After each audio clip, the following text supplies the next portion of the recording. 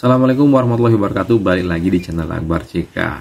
Pemirsa, kita akan mendengarkan pidato Wapres Gibran di pembukaan Tanwir 1 Muhammadiyah. Pidato ini yang jelas pasti bikin kejang-kejang pembenci beliau ya. Gak perlu lama-lama, langsung aja kita saksikan videonya berikut ini. Hormati, salam hangat dari Pak Presiden, Pak Prabowo untuk Bapak Ibu semua. Ini sebelumnya saya secara pribadi ingin mengucapkan terima kasih banyak kepada keluarga besar Muhammadiyah. Mohon ditampilkan gambarnya. Jadi Bapak Ibu, inilah Wapres Gibran tidak melupakan selama jasa mana-mana yang pernah hampir 4 tahun ini sosok saya menjadi wali kota. Kaum pembenci itu ya. Saya ini 2 kali dibantu oleh Muhammadiyah. Ini adalah foto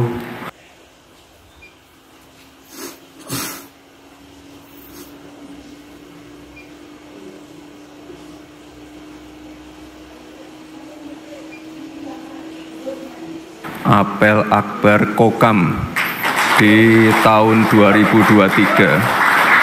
Waktu itu Mas Zulkifar itu waktu itu pertama kali kita ketemu, kita survei venue di Stadion Sriwedari ya Pak Sekjen ya. Stadion Sriwedari. Itu langsung saya bilang ke Pak Mas Zulkifar, Mas, untuk sekelas Kokam itu harusnya stadionnya lebih besar. Kita punya stadion lebih besar namanya Stadion Manahan. Stadion yang dipakai untuk sebagai tuan rumah Piala Dunia U17. Langsung kita pindahkan ke Stadion Manahan. Lalu ada juga acara yang besar sekali itu ya. Acara zaman-zaman Covid itu ya, jadi Muktamar Muhammadiyah. Ini acara yang luar biasa sekali. Sebagai wali kota yang baru dilantik, wali kota yang dilantik di masa Covid, ini tantangannya luar biasa sekali. Pertumbuhan ekonomi minus, pergerakan ekonomi sangat-sangat menyedihkan. Hotel-hotel sepi, mal sepi. Tapi alhamdulillah sekali lagi, saya 2 kali dibantu. Ada apel Akbar Kokam, ada Muktamar Muhammadiyah. Itu luar biasa sekali.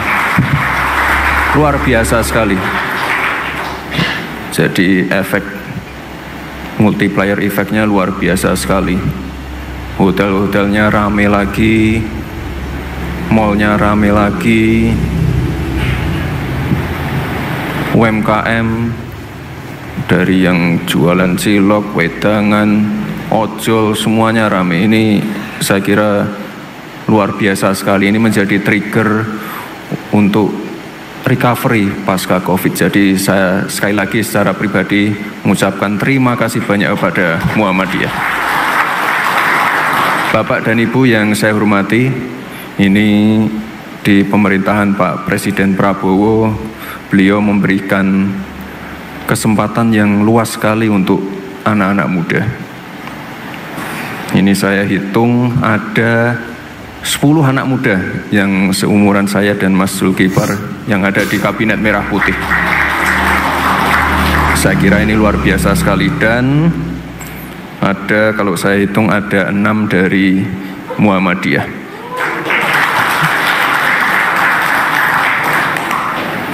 Beberapa menteri, misalnya menteri-menteri yang sangat-sangat krusial, menteri-menteri kunci, misalnya Menteri Pendidikan Dasar dan Menengah. Ini ada Pak Abdul Mukti di situ. Mungkin Bapak Ibu melihat di YouTube pidato saya di depan para kepala dinas pendidikan. Jadi kalau kita bicara masalah generasi emas, bicara masalah Indonesia emas, bicara masalah Indonesia emas di tahun 2045. Ini kuncinya ada di pendidikan. Kuncinya di anak-anak muda. Makanya kemarin pada waktu rakor dengan para kepala dinas pendidikan itu saya sampaikan secara tegas ke Pak Menteri Pendidikan, Pak, ini zonasi harus dihilangkan. Pak, penting sekali untuk mengajarkan anak-anak kita dari muda, pentingnya coding, pentingnya belajar programming, pentingnya belajar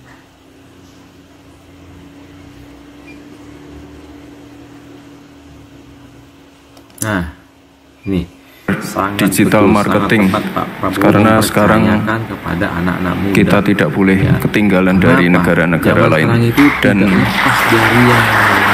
ini nanti yang bisa mengikuti seperti yang itu anak-anak muda, jadi jangan sampai ketinggalan. Kemarin juga kita kedatangan anak ingusan segala macam.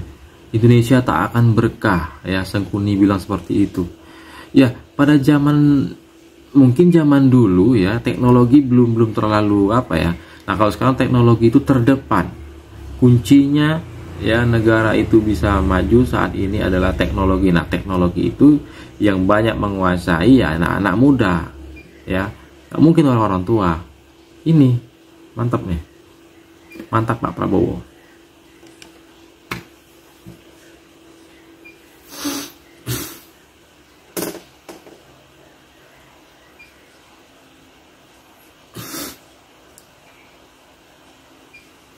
Wih.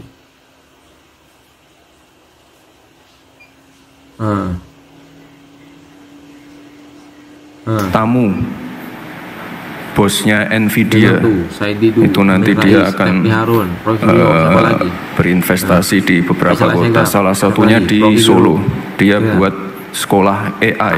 Nah, ini kalau sudah ada kesempatan seperti ini, harusnya anak-anak muda bisa mengisi. Jadi jangan sampai dari pemerintah sudah mendorong. Mantap.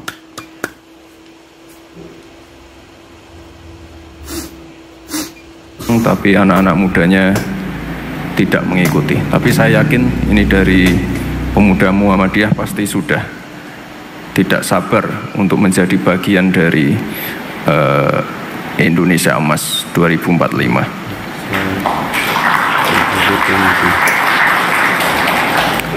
Bapak dan Ibu yang saya hormati, tadi Mas Zulkifli sudah menyampaikan pentingnya mengubah future challenge menjadi future opportunity. Sekali lagi kita beruntung, kita mendapatkan banyak bonus demografi. Tapi Bapak Ibu, sekali lagi ini kesempatannya hanya satu kali. Kesempatan ini tidak akan datang dua kali. Kesempatannya hanya sekarang ini. Makanya sekali lagi Pak Presiden kita memberikan banyak kesempatan bagi anak-anak muda untuk berkreasi. Dan juga sekali lagi, ini bukan apa-apa ya. Memang beliau memberikan kesempatan anak-anak muda untuk tampil, dan sekali lagi buktinya ada di Kabinet Merah Putih. Jadi ya tidak salah kalau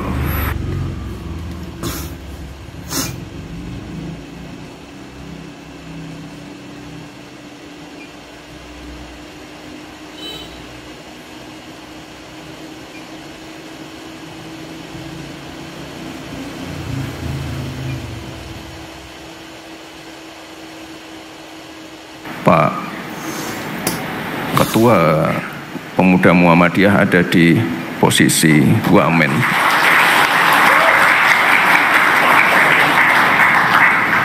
Nih sekali lagi nih, ini yang kunci-kunci ada di Muhammadiyah semua. Menteri Pendidikan Dasar dan Menengah, Menteri Kehutanan, Wamen Pendidikan, Wamen Ristek Dikti, Wamen Perlindungan Pekerja Migran Indonesia. Lalu juga ada Wakil Ketua Badan Haji dan Umroh. Jadi Bapak Ibu, sekali lagi ya kita harus sama-sama bekerja keras, kerja fokus, kerja cerdas, untuk menuju Indonesia Emas 2045. Dan ini kalau tidak salah nanti miladnya ada di 11-12 di Kupang ya Mas ya, betul ya. Ini saya kira adalah sekali lagi lokasi yang pas sekali, karena kebetulan saya juga baru pulang dari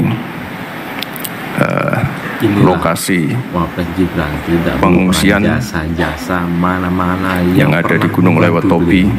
Ini sosok anak saya muda kira event-event besar seperti ini memang perlu diadakan di tempat-tempat yang memerlukan atensi khusus, terutama untuk recovery pasca bencana seperti ini.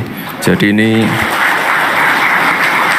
adalah pilihan yang sangat tepat, dan saya juga sudah instruksikan ke misalnya Menteri Pariwisata. Ini kalau bisa nanti Desember digenjot lagi event-event pariwisata, event-event meeting, convention, semuanya yang ada di kementerian-kementerian ini untuk difokuskan di tempat-tempat yang kemarin terdampak bencana. Jadi ini terima kasih sekali lagi, ini menjadi trigger untuk recovery pasca bencana. Bapak dan Ibu yang saya hormati, sekali lagi kita harus gotong royong, anak-anak muda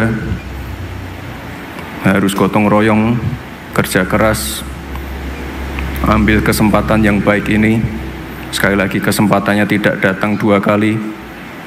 Ini adalah kesempatan kita, panggung kita, dan kita benar-benar menjadi ujung tombak untuk menuju Indonesia Emas 2045 nanti. Sekali lagi saya minta juga Mas Zulkifar, ini nanti anak-anak muda ini nanti harus bisa bersinergi dengan visi, misi, dan program dari Pak Presiden Prabowo. Kira-kira itu Bapak Ibu semua, terima kasih. Wassalamualaikum warahmatullahi wabarakatuh. Visi, misi, dan program dari Pak Prabowo Subianto. Seperti di pidato sebelumnya beliau menyampaikan di depan kepala daerah, kepala dinas, ya.